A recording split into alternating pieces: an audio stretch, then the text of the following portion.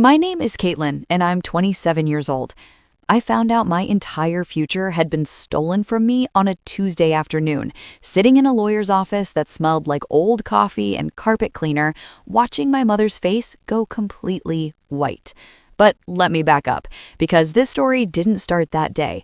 It started the moment my sister Lauren was born, and my parents decided, without ever saying it out loud, that she was the one worth investing in. Growing up, Lauren was everything. She was the honor student, the debate champion, the girl who announced at age 9 that she was going to be a doctor, and my parents looked at her like she had just cured cancer on the spot. I was good at things too.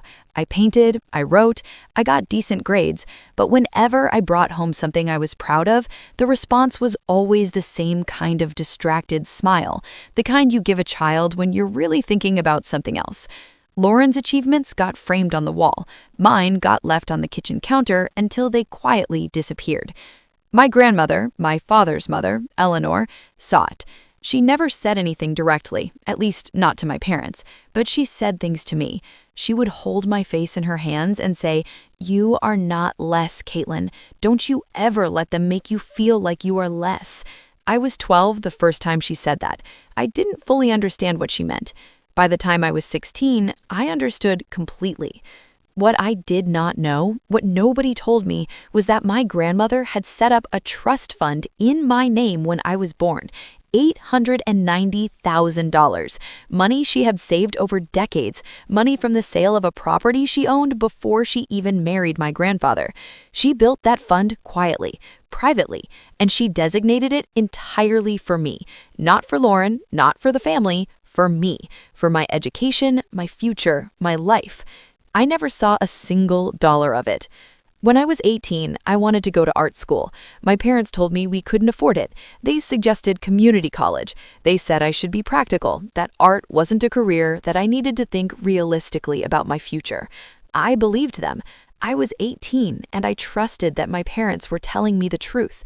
So I went to the local state school, worked part-time jobs to pay my way through, graduated with a communications degree I chose because it felt safe, and spent the next several years building a modest, careful, ordinary life, always wondering why it felt like I was starting from nothing when other people my age seemed to have some kind of foundation beneath them. Meanwhile, Lauren went to a private university. Then she got into medical school, a very expensive medical school, and my parents paid for it without ever blinking, without ever once suggesting she take out loans or be practical or think realistically about money. I didn't ask where the money came from. I assumed they had savings I didn't know about. Families keep financial secrets all the time. I had no reason to question it. My grandmother got sick when I was 25. Pancreatic cancer. Fast and brutal. She was gone within 4 months of the diagnosis, and in those last months, she was sharp until almost the very end. She knew exactly what she was doing when she called her attorney, updated certain documents, and wrote a letter in her own handwriting that she sealed and gave directly to her lawyer with specific instructions about when it was to be opened. She knew what my parents had done. She had known for years, and she had been waiting. Patient, quiet, deliberate, to make sure that when she was gone, the truth would come out in a room where no one could lie their way out of it. That Tuesday afternoon in the lawyer's office, with the smell of old coffee in the air, was that room.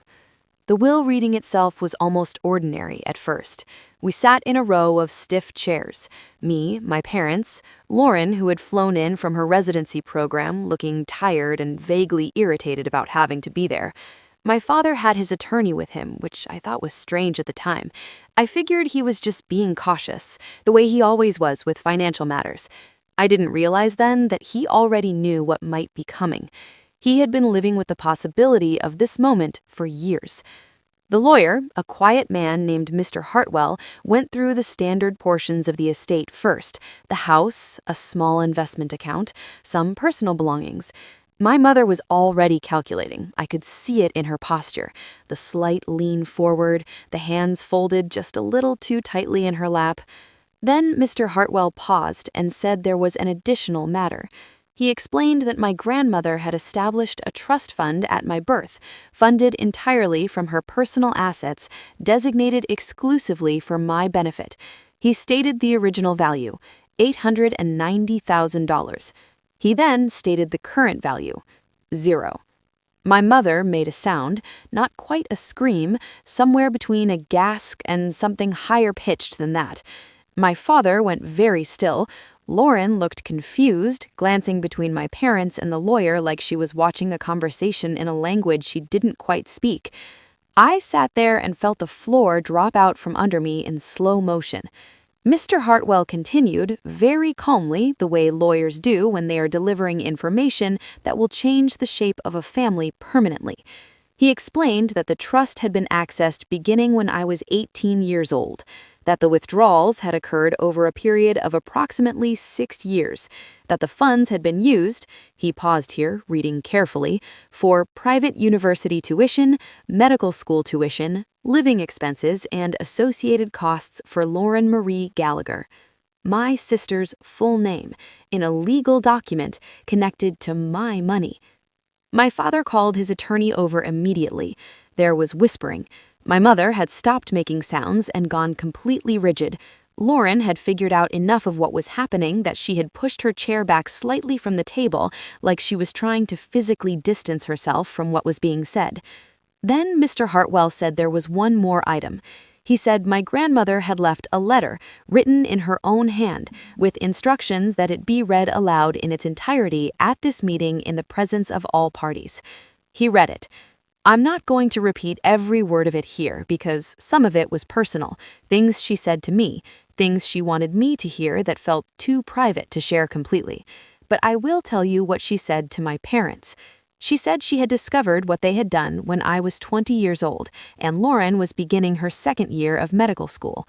She had confronted my father privately. He had not denied it. He explained it the way he always explained things, calmly, logically, with reasons that sounded almost reasonable if you didn't think too hard about what was actually underneath them. He said Lauren needed it more. He said my future was flexible. He said he would make it right eventually.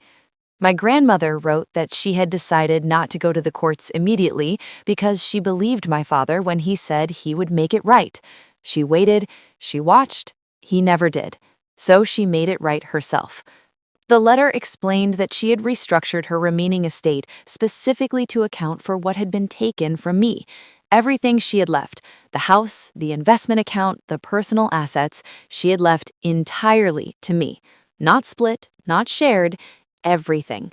She had also, the letter noted, filed a detailed report with her attorney documenting the full history of the trust withdrawals, with the instruction that this report be made available to me to pursue legal remedy if I chose to do so. Dad sat down halfway through the letter. By the end of it, he had his hands over his face, and when Mr. Hartwell finished reading, the room was completely silent, and my father said, very quietly, just above a whisper, "She found out." Like he had been waiting for it, like some part of him had always known this day would come. I looked at him sitting there, and I felt something shift inside me. Not rage exactly, something quieter and more permanent than rage.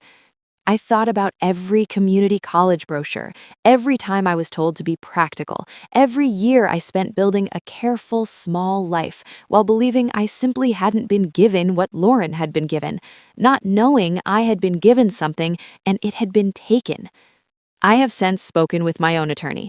The process is ongoing. Lauren has stated she didn't know where the money came from, and I believe her. That part, at least, I believe. My parents have offered explanations, then apologies, then more explanations.